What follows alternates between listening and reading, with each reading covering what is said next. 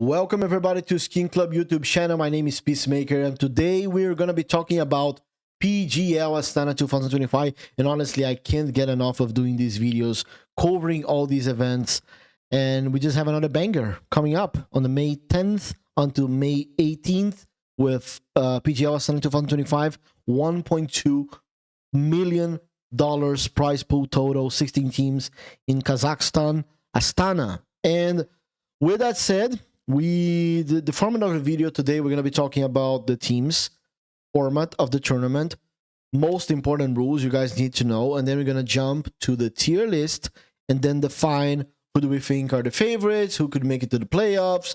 And I'm not going to lie that if you are into betting and all that kind of stuff, I think you will enjoy this video because I've been pretty accurate with the last one we did. I think it was PGL Bucharest. You can go back on this channel and maybe check the video out and see my predictions. I think we did pretty well. And actually, we don't have the champions of the last PGL Bucharest event, which was Falcons. The Falcons roster finally lifting a trophy. They are not going to be participating in this one, but we still have a great list and we still have some of the best teams in the world. And that's why we are here and why we're going to cover this one. So let's jump straight into this one.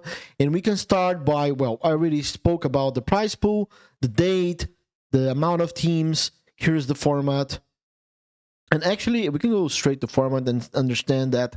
I mean, this is one of the my personal favorite formats right now, which is Swiss BO3 all the way, and then playoff single elimination BO3, grand final best of 5. I think this is a great, very, very great format. I mean, I'm not really a big fan of Swiss from the past because of the BO1 system, and then only elimination and advancing matches would be BO3, but BO3 all the way makes it very, very interesting. It makes the tournament a little bit too long, 8 days in total, but still, I really, really enjoy it. There's a lot of content, a lot of matches, and I think by the end of the tournament, you really get the absolute best you could get, right? There's no teams with no map pool being able to upset. No, you have to be really prepared from the beginning, from the get-go.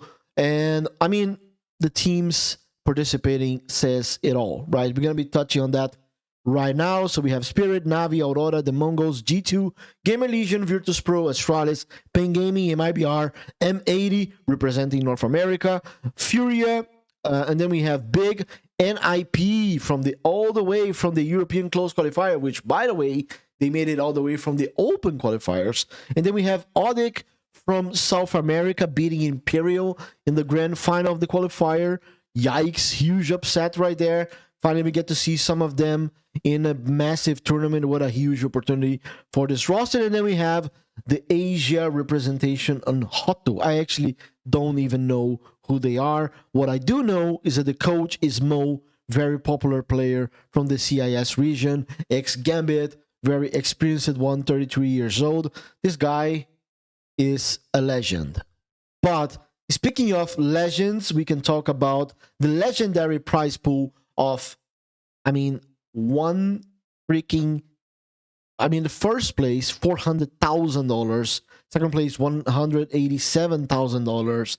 And then you go all the way to the bottom where the absolute worst team will still manage to get close to $13,000 and points, right? Because in a tournament with these amount of prize pool and these teams, I'm pretty sure that some of these teams, even if they just play the game, they will somehow still earn points. I'm pretty sure we can check that out, actually.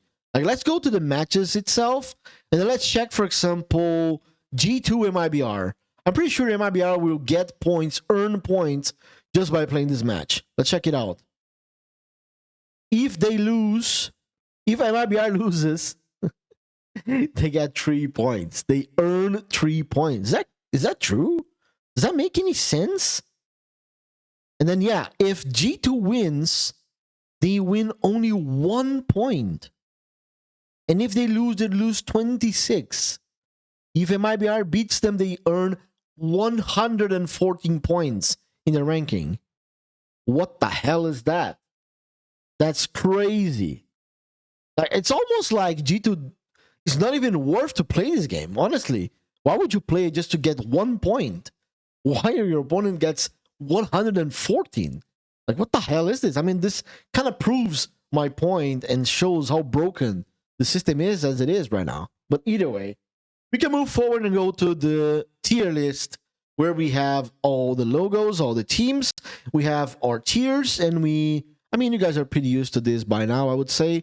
Champions, playoff contenders, could make playoffs, upset potential, and then vacation. The teams that we absolutely don't think they can do any sort of damage in this tournament. And with that said, I'm gonna start by putting a few teams on the vacation mode. Who do I think that has absolute no chance of doing anything in this tournament? And I'm sorry, I'm gonna put my Brazilian heart on the side, and I'm just gonna say that my Brazilian fellas from ODIC have absolutely zero chance of doing anything in this tournament. I think they still they still need to get way more experience. They need to compete more until the point where they can actually beat any of these teams. I mean, maybe if you get to see Hotu against ODIC or something like that, maybe ODIC against Big, with Big playing, Big has been really inconsistent lately, so maybe that could be the case. But other than that, honestly, I don't see them beating anyone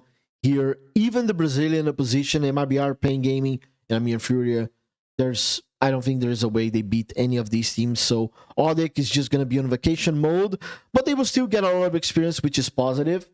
Who else do we think is just going for vacation? I'm just going to go ahead and put this Hoto team, the team from Mo. I have to be fair with ODIC. I think these two teams are there more to get experience other than actually trying to win the event. And I honestly don't believe they are capable of beating any of these teams as well. Then we can move forward to upset potential. And teams, by upset potential, obviously we mean teams that are capable of upsetting teams at the playoffs. The best teams in this tournament. Or maybe not the absolute best teams, because right now, nowadays, it would be really hard to just say that any of these teams are slightly favorites to beat the likes of Spirit, maybe, or maybe even Aurora, right? They're heavy favorites. And I don't think, from the lower teams, maybe maybe the likes of like Game Elysian, we could put it like that. But Game Elysian probably could make it to the playoffs on my list. Upset potential is below that level, below that tier. And with that, I would mean the likes of MIBR, for example. I think they still have to prove to me that they deserve to be competing at this level with this roster. I think they have been heavily inconsistent.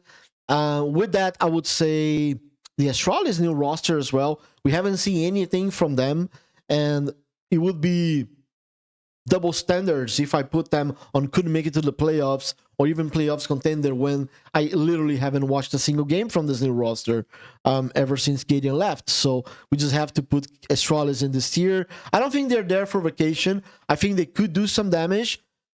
And by damage, I mean upsetting a few teams. And that's basically it. That's where I believe Astralis should land. And then who else?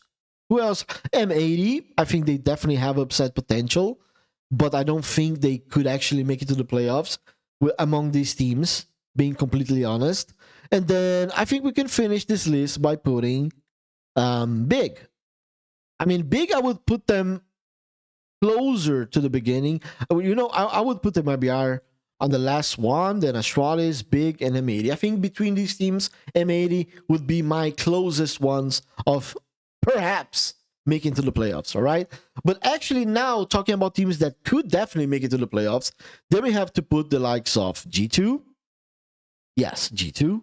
NIP, who just won Fragadelphia in an A. Virtus Pro, absolutely. We have to put them in here. Then we put Pain Gaming, and we can definitely put Fury as well. Honeymoon Period with Molodor, Yekindar, and all of this beautiful story that they're trying to create. Amazing, great.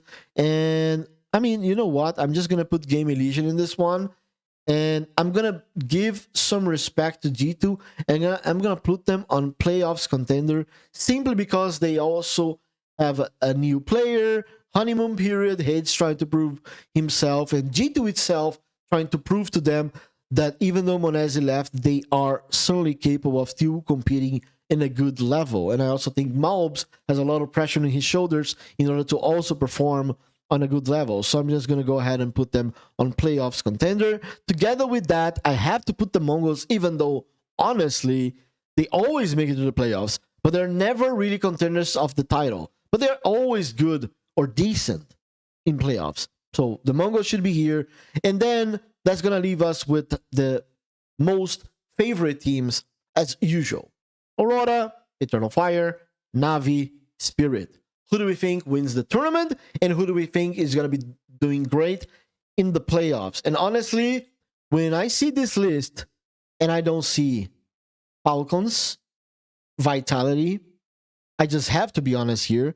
And by the counterstrike played in the last few weeks, I have to say that Na'Vi hasn't really looked that great, but they certainly can do damage. So I'm going to put them like closer the beginning of this list. Aurora has been very inconsistent, underwhelming, just like the Mongols. And then I'm just going to go ahead and say that out of all these teams, the one that has looked better throughout the last couple of weeks, and the one that has proved to me that they certainly are capable of lifting a trophy, especially when there is no Falcons, there's no Mouse, and there's no Vitality in this one. Spirit, Donk, all the way. I think they certainly have what it takes to lift the trophy, and I think they will be the PGL Astana 2025 champions. But I want to know from you guys, what do you think? Who do you think is going to win the tournament, and what do you think about my tier list? Do you agree with me? Do you think I should maybe put Furia all the way in the bottom, like vacation mode? Go against my Brazilian friends? Would they be mad at me? I think so.